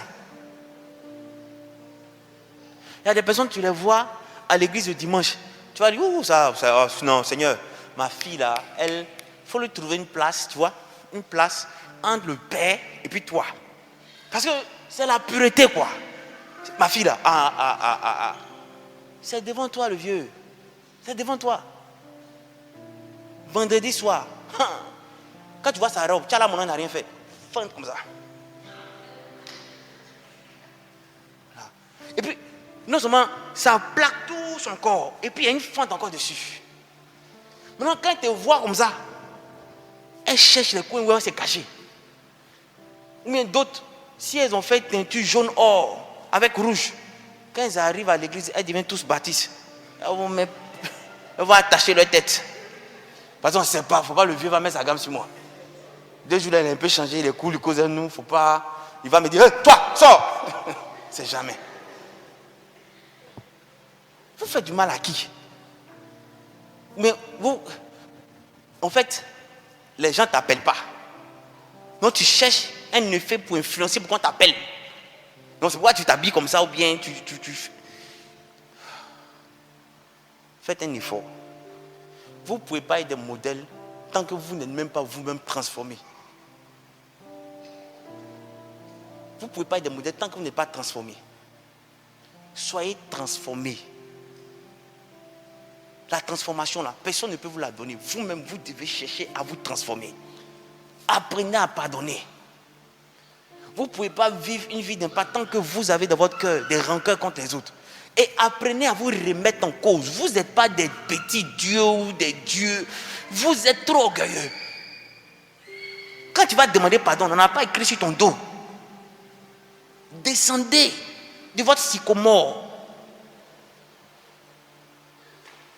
Faites un effort. Sinon, l'année est déjà perdue d'avance. Faites un effort. Changez de mentalité. Soyez transformés à l'intérieur de vous-même. Reconnaissez vos torts. Ne cherchez pas à expliquer des choses en votre avantage. Tu as mal fait, il faut reconnaître que j'ai mal fait. Demande pardon. Des gens qui sont chrétiens qui ne parlent pas avec les gens de leur maison. La nounou là, elle est la foutaise. Parce qu'on est dans la maison, on cause ensemble, elle pense que c'est fini. Moi, elle peut me parler comme ça. Tu es qui? Si tu tombes malade tout de suite là, tu vas savoir qui tu es. La même personne, elle pourra venir moi te donner de l'eau. Et puis toi, la même manière que tu penses que tu es quelqu'un, c'est comme ça qu'il y a quelqu'un aussi. C'est le même sang qui coule dans vos veines. Tu ne sais pas la situation qu'elle a vécue pour être là. Peut-être même s'il avait eu les mêmes chances que toi, elle n'allait pas être à ton niveau. Non, apprenez à respecter l'homme. Ne regardez pas les gens qui sont dans la rue comme des... Je vous ai déjà expliqué ça. Si moi je m'arrête de ma voiture pour aider les gens qui sont dans la rue, que je sors pour aider les gens qui sont dans la rue et autres, c'est parce que je reconnais l'homme. Un homme ne peut pas être nu, couché comme ça, puis on va le dépasser. Aïe! C'est vrai que vous pouvez dire non, il est brutal. Priez. Dieu peut vous mettre à poser une nation. Que ce soit acheter un sachet d'eau pour lui donner. Faites quelque chose. C'est pourquoi je vous dis, on doit pouvoir élever les standards de nos vies pour que cette nation soit transformée. Vous verrez qu'il y aura de moins en moins de personnes indigentes comme ça dans la rue. Mais tant qu'on n'élève pas nos standards, qu'on n'est pas en train d'être transformé, ça va être encore pire. Des familles entières peuvent se retrouver à la rue. Pourquoi? Parce qu'elles n'ont rien. Regardez aux États-Unis. Vous, ouais, c'est l'Américain. Vous êtes en train de regarder, de les applaudir là. Vous savez que des gens se retrouvent à la rue. Des familles tout entières se retrouvent à la rue. Prêt bancaire pour payer une maison, ils ne peuvent pas. On vient saisir la maison, on prend tout, se retrouvent comme ça à la rue. Des gens dorment dans leur voiture. En Europe, je sais en France, il y a les restos du cœur. Les gens qui n'ont rien, les gens qui décident de faire la nourriture pour leur partager gratuitement. On ne doit pas entrer dans cette logique-là. Nous, en Afrique, on vit en communauté, en solidarité. Donc, on doit chercher à prendre soin des uns des autres. C'est là la mentalité. Et c'est ce que le livre nous demande. C'est ce que la parole de Dieu nous demande. Et si tu veux que ton année réussisse, c'est ce qui doit être le sentiment qui doit t'habiter cette année. Fais du bien. Impacter ton entourage. Rechercher le bien de tous. Être serviteur des uns des autres. Rechercher premièrement l'intérêt d'autrui. Ce que tu aimerais qu'on te fasse, fais-le pour l'autre. Aimer Dieu et démontrer que tu l'aimes par des actes, non pas des dits seulement. C'est ce que Dieu attend de nous. On doit veiller à ces choses avec persévérance, avec zèle. C'est ce que l'Éternel attend de nous. Et c'est ce que nous devons faire pour relever cette nation. C'est tellement facile de dire Dieu a choisi cette nation. Oui, mais il y a des actes à poser pour que cette nation recommence à briller. Et si vous qui êtes chrétiens, vous avez du mal à poser ces actes, imaginez ceux qui ne le sont pas. Aujourd'hui, nous sommes chrétiens que de nom. On vient à l'église parce qu'on veut venir à l'église. On se donne un genre. On peut venir à l'église et on ne veut pas changer de vie. On attend des invitations pour changer de vie. Tu vas passer dans le même... Tu finis que tu dis, quels sont ceux qui veulent changer de vie? Les mêmes personnes vont se lever. On dirait chaque dimanche, eux veulent changer de vie. C'est pour aller où? Change une fois ta vie là. Des chrétiens qui ont une mentalité de véritables païens, qui sont égoïstes, qui sont méchants, rancuniers, adonnés au sexe, des menteurs. Ils mentent quand le diable dit ouais, moi je n'ai pas pensé à ça, mais tu es dangereux. Il a envie de dire non, c'est toi qui es mon père, c'est toi qui es mon père, c'est plus moi le père du mensonge, toi qui es pur. Des chrétiens qui n'ont pas honte de mentir, qui n'ont pas peur de mentir. C'est que mentir pour eux, c'est l'échappatoire. Oui. Il ne fait pas parce qu'il sait qu'il va mentir. Et quand il va mentir, ça va prendre. Donc il ne fait pas. Il attend qu'on lui pose la question pour mentir. Je vous en supplie. La parole de Dieu, là, c'est tout ce qu'elle nous enseigne. Il n'y a rien d'autre que ça. On va passer du temps à vous parler de la bénédiction, de la grâce, de l'abondance. Ces choses-là, tant qu'elles ne sont pas accomplies, vous ne pourrez pas avoir de la grâce et la bénédiction. Cherchez à les accomplir. Et je ne vais pas vous lâcher. Il serait sur votre vie. Il dit, veille à ce qu'aucune personne ne se prive de la gloire à venir. C'est-à-dire que moi, mon rôle là, c'est de veiller à ce que toi, tu ne te prives pas de la gloire à venir. C'est-à-dire que même s'il faut que tu te frappes pour que tu te sois sauvé, il va te frapper. S'il y a lieu que je sais que tu es plus fort que moi, comme lui qui est là-bas là, s'il y a lieu que je prie pour qu'il y ait des problèmes sur sa vie, il a prié pour qu'il y ait des problèmes sur sa vie. Le tout, c'est que tu prennes conscience que tu viens à Dieu. C'est tout ce qui m'intéresse. C'est tout ce qui m'intéresse. Parce que les gens, quand tu parles, ils ne cherchent pas à changer. Or, problème, conseil. Donc si tu lèves la main, tu dis Seigneur, problème. Problème sur lui, problème. Quand tu seras acculé comme ça, quand je te dis viens, quand je te parler, tu as dit j'ai compris, je vais faire. Mais tu vas faire avec des larmes. Puis quand tu sors de là, quand tu veux déconner, tu ne te rappelles pas? C'est d'ici. Amen. J'attends de vous une transformation véritable. Ne soyez pas des personnes attentistes. Ne pensez pas que les choses vont venir. Levez-vous, bougez-vous, montrez du zèle.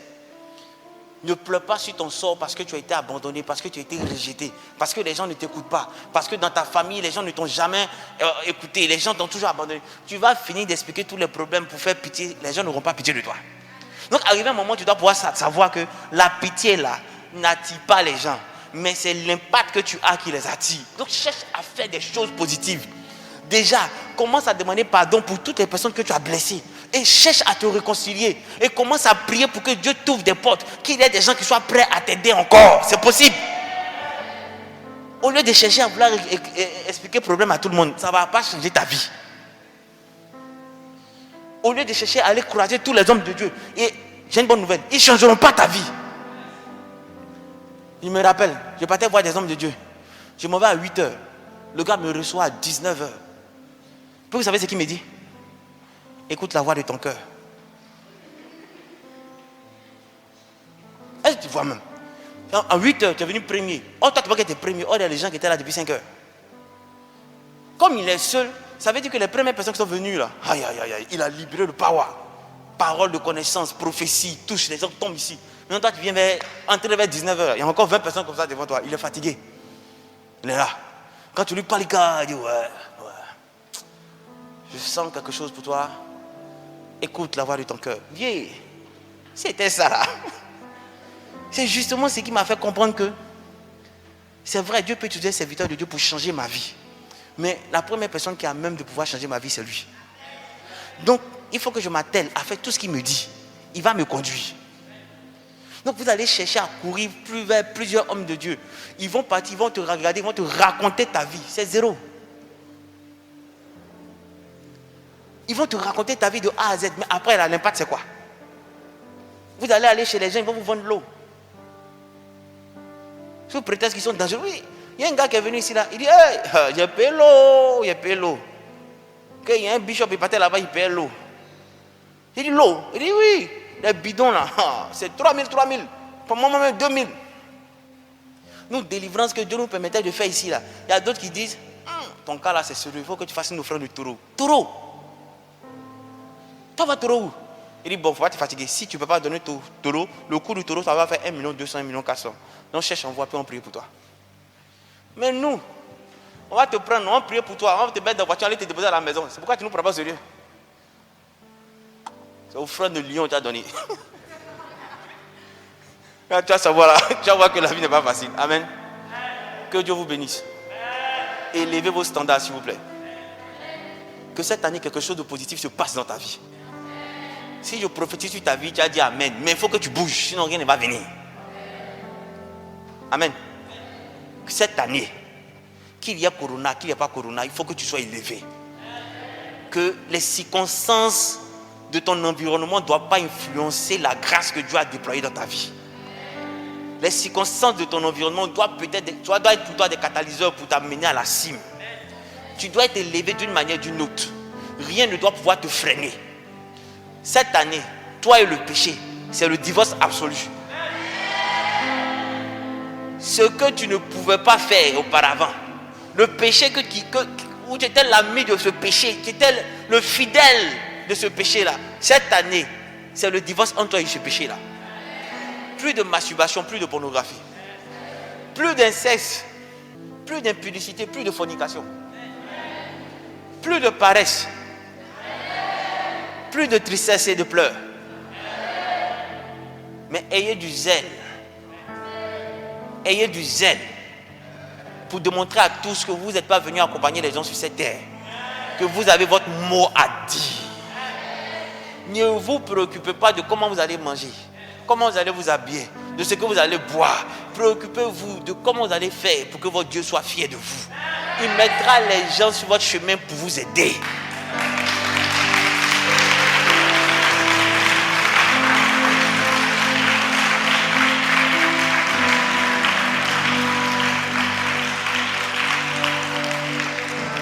Amen. J'avais prévu, lesquelles heures, je sais pas l'heure. J'avais prévu aujourd'hui qu'on puisse, pour ceux qui n'ont pas encore entendu la voix de Dieu sur leur vie, qui ne savent pas ce qu'ils doivent faire de façon concrète, j'avais prévu aujourd'hui qu'on libère des paroles. On allait commencer par prophétie et après on allait peut-être vous prendre en retraite où on allait vous imposer les mains pour attester les paroles qui sont sorties. Donc je ne sais pas, est-ce que vous voulez que ça se passe comme ça ou bien... Mais le truc c'est que quand on finit de raconter ce genre de choses sur votre vie, qu'est-ce que vous faites après? C'est ça. Il m'a regardé et il a dit, moi, j'ai servi Dieu. Vraiment. Dieu lui-même, il sait que je l'aime, mais aller le servir là, c'est pas aller se mettre au carrefour pour crier, hein? Alléluia, amen, alléluia, amen. Ah, si c'est ça là, vraiment, c'est compliqué. Quand j'étais au CSP, j'étais chef de classe, donc la louange, CSP, avant de commencer les cours, on fait une petite louange là. C'est dans chaque classe quoi. Si vous avez des gens qui savent chanter, vous faites une prière, une louange. Mais chez nous, on avait beaucoup de chantes. Donc, elle faisait la louange, mais je dansais terriblement même. Je dansais jusqu'à une fois, une qui est venue me dire, j'étais avec, et j'avais un groupe d'amis. Elle est venue nous dire qu'elle a eu une vision. Donc nous, on ne sait pas la vision c'est quoi. Elle a eu une vision, dans la vision, elle nous a vus, et puis on a entendu la voix qui dit, voici mes serviteurs, les évangélistes. Il y a un de mes frères qui dit, il y a un de mes amis qui dit, écoute, tu peux tout dire. Mais évangéliste, ça ne peut pas dire. Il y a pasteur, il y a prophète, il y a apôtre. Tu vois, non? Même si tu veux même en partie faire prêtre. Mais évangéliste, là, il ne faut pas dire. Il dit, ah, frère, qu'est-ce qu'il y a? Il dit qu'on n'est pas évangéliste, non? Il dit, c'est les gars qui sont à la gare nord, là. Au carrefour, qui commencent à crier, frère, donne ta vie à Dieu. Quand il a dit ça, il dit, ah, la soeur, vraiment, j'étais content, mais ça l'a blessé. Nous tous, on ne peut pas faire ça là. Amen. Et me voici en train d'attraper un micro. Et j'étais encore en troisième qu'elle a donné la révélation. Donc c'est quand elle a donné la révélation. Vous savez, l'appel de Dieu, le don, l'appel de Dieu peut être octroyé par prophétie. Écoutez bien, par prophétie ou par providence. Par providence, c'est quoi? C'est que Dieu te donne le désir de le servir et il crée les opportunités, l'occasion pour que tu le fasses. Ouais. Donc, tu peux avoir par révélation personnelle que tu dois servir Dieu. Ou un homme de Dieu peut te dire, voici la mission de Dieu sur ta vie. Maintenant, ça peut être un fort désir en toi-même. Tu as le désir fortement de le servir. Et puis maintenant, il crée l'occasion pour que tu le serves. C'est ce qu'on appelle par providence. L'appel par providence. Amen. Moi, j'ai eu l'appel déjà par prophétie. Un serviteur de Dieu m'a regardé et puis il m'a dit, toi, on était 3. Il a prophétisé sur nos vies. Il dit, Dieu va t'utiliser puissamment, prophète des nations. En fait, quand on entendait prophète comme ça, on était content. Maintenant, il a mis des nations. J'ai dit, des nations, ça veut dire quoi? Amen. L'heure est déjà fait. Et j'avais dans mon cœur, par exemple, quelque chose qui me marquait. Je disais à Dieu, le jour que je vais apprendre que tu ne m'as pas appelé à te servir, c'est là sera ma grosse déception. Parce que je ne me voyais pas ailleurs que de prendre un micro et de parler de sa part. Je sais une chose. Une personne peut être découragée. Une personne peut être triste, vouloir se suicider. Qu'on me donne seulement que 5 minutes avec cette personne. Elle sera réveillée. Et ça, c'est la grâce que j'ai eue. C'est le don que j'ai eu. Amen. Et c'est ce que ce don a fait de moi. Dieu a créé les occasions pour que je sois aujourd'hui là en train de vous parler. Amen. Il est capable de le faire avec vous. Ça n'a pas empêché que je travaille. Ça n'a pas empêché que je travaille. Amen. Mais j'ai servi Dieu avec mon cœur, avec zèle. La priorité pour moi, c'était Dieu. Amen. À telle enseigne que même dans mon travail, j'avais développé une mentalité selon laquelle je disais que je suis en train de travailler. Je ne travaille pas pour mes patrons, mais je travaille pour Dieu. Que ce n'est pas eux qui me payent, c'est Dieu qui me paye. Avec cette mentalité, je peux vous dire que j'avais toujours des promotions. Parce que je ne faisais pas... Tu sais, quand tu fais quelque chose pour Dieu, tu as comme une pression pour faire cette chose avec toute la perfection possible. Donc tu te mets en train de travailler avec sérieux. La preuve en est, c'est que quand même j'étais en entreprise, moi je prenais des moments de jeûne très longs pour mes entreprises, pour l'entreprise où je travaillais. Je ne blaguais pas avec ça. Parce que je me disais que si l'entreprise là a un problème, et puis moi je suis dans l'entreprise, c'est que ce n'est pas chrétien. Parce que tant que je suis dans l'entreprise doit aller sur les rails. Tout doit bien se passer. Ah, mais quand j'ai quitté mon entreprise là, ils ont fermé. Peut-être qu'ils ne se sont pas bien occupés de moi. Amen. Je veux t'inviter à fermer les yeux et à réclamer la grâce de Dieu sur ta vie. Réclame la grâce de Dieu sur ta vie. Dis-lui simplement que cette année, tu ne veux pas qu'elle soit comme les autres années. Tu veux qu'il y ait quelque chose de particulier qui se passe cette année. Tu veux une transformation, un changement. Tu ne veux plus être la même personne. Tu veux être une personne qui pourra utiliser pour sa gloire. Une personne particulière. Une personne qui renaît de nouveau. Parce qu'elle a cette nouvelle mentalité.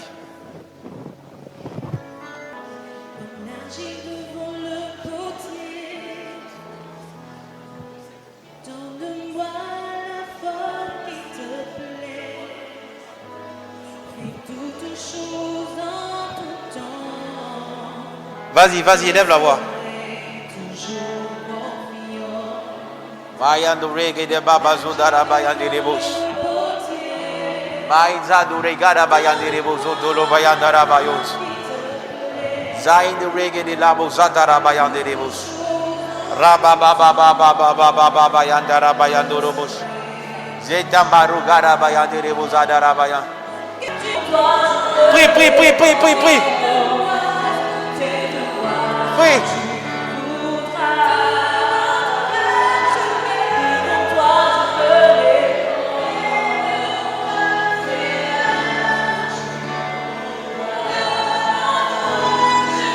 Devant toi je me répands. Fais de moi ce que tu voudras. Devant toi je me répands. Fais de moi ce que tu voudras. Que ma vie un parfum.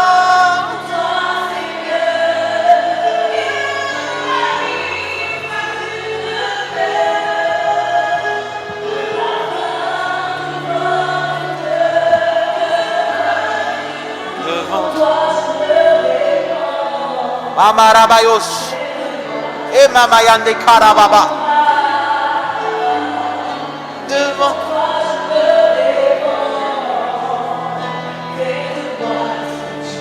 Continue. Jésus. Jésus. Jésus. Ma vie t'appartient. Jésus. Jésus, ma vie t'appartient. Jésus, Jésus, oh, Jésus, ma vie t'appartient. Jésus, Jésus, ma vie t'appartient. Jésus, oh, Jésus, oh. Ah, prie là-bas. Jésus, Jésus, ma vie t'appartient. Oh, ma vie t'appartient.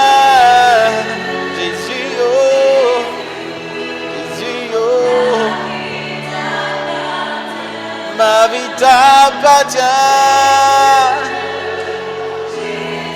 Amarabayandorobosh. Ma vie t'appartient. Oh, oh. Ma vie t'appartient.